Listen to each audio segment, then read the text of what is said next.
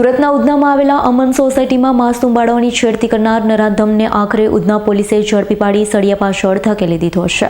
સુરતમાં બાળકો પર અત્યાચારના ગુનાઓને લઈ પોલીસ એક્શનમાં છે, ત્યારે સુરતના ઉધનામાં આવેલ અમન સોસાયટીમાં ઘર પાસે રમતી બાળકોની રાત્રિના 8.5 કલાકના અરસામાં એક નરાધમે છેડતી કરી હતી, જે અંગે ઉધના પોલીસને જાણ કરાયા બાદ સીસીટીવી સામે આવ્યા છે।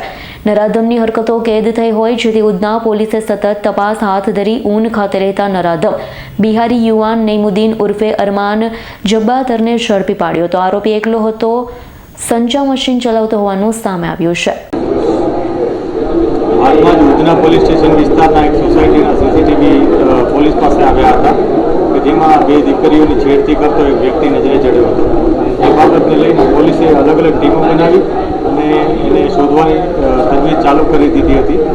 આ ઘટનામાં પોલીસે જે એરિયા છે જેમાં ખૂબ જ ગલી કૂંચીઓ આવેલી છે અને બહુ બધા મોટા પ્રમાણમાં સીસીટીવી પણ નાના નાના દુકાનોમાં આસપાસ આવેલા છે, તો આ બધા સીસીટીવી ફૂટેજીસ ચેક કરવાના શરૂ કર્યા હતા।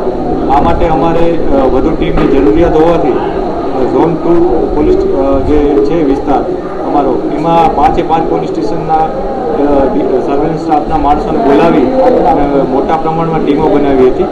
આ ટીમોની સાથે સુરત શહેરની ક્રાઇમ બ્રાન્ચની ટીમો પણ આ કામે લાગી હતી।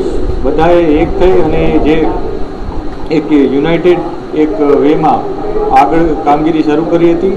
જુદી જુદી ટીમો બનાવી અલગ અલગ લોકેશન ઉપરના સીસીટીવી ચેક કર્યા હતા। લગભગ 700થી વધારે સીસીટીવી અમે આમાં ચેક કર્યા છે અને છેવટે પોલીસને સફળતા મળી હતી। જે આરોપી છે એ ચાલતો જતો હતો સીસીટીવીમાં અને જે નાની નાની ગલી કૂંચીઓ છે એમાં અલગ અલગ વિસ્તારમાં ફરતો રહેતો હતો। એને સતત ફોલો કર્યા હતા અને સતત ફોલો કરી અને છેવટે આરોપી સુધી અમે પહોંચી શક્યા હતા। આરોપી છે એનું નામ નઈમુદ્દીન ઉર્ફે અરમાન અબ્દુલ જબ્બાર છે। એ પોતે 19 વર્ષનો છે, મજૂરી કામ કરે છે અને ઊન પાટિયામાં રહે છે। આરોપી અગાઉ આ પ્રકારના કોઈ હરકત કરી છે કે નહીં, અથવા આ પ્રકારનો કોઈ ગુનામાં સંડોવાયેલો છે કે નહીં, અથવા અન્ય કોઈ ગુનામાં સંડોવાયેલો છે કે નહીં, એ તમામ તપાસ પોલીસ કરી રહેલ છે। જે નજરે જૂના લોકો છે એના સ્ટેટમેન્ટ પણ અમે લઈ રહ્યા છીએ અને આરોપીને કાયદાકીય રીતના કડકમાં કડક શિક્ષા થાય અને જે દીકરીઓ છે એ લોકોને ન્યાય મળે એ માટેના અમારો પૂરો પ્રયાસ છે અને ઇન્વેસ્ટિગેશન પણ એ જ રાહે અમે આગળ વધારીશું।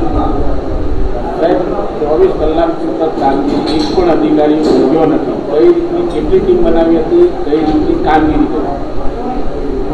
આજે ટાસ્કિંગ હતું અમારા માટે જે આરોપીને પકડવાનું, એ ખૂબ જ મોટું હતું, કેમ કે જે આરોપી હતો એ લગભગ 24 કલાક પછી એની વિગતો અમારી પાસે આવી હતી, કેમ કે 24 કલાક પછી આ વિડીયો પોલીસને આપવામાં આવ્યા હતા। એના પેરેન્ટ્સ પણ અથવા એમના જે ભોગ બનનાર હતા એ લોકોએ શરૂઆતમાં કોઈ જાણ નહોતી કરી, જેથી પોલીસે પોતાની રીતના આગળ વધી અને એમનો સંપર્ક કરી અને આ સીસીટીવી મેળવી અને આગળની કામગીરી શરૂ કરી હતી।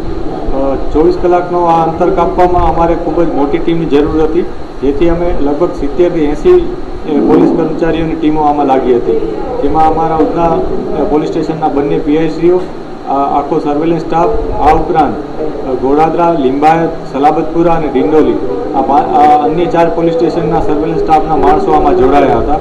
આ ઉપરાંત વધુ મદદ માટે સુરત શહેરની ક્રાઇમ બ્રાન્ચની ટીમો પણ આમાં જોડાઈ હતી।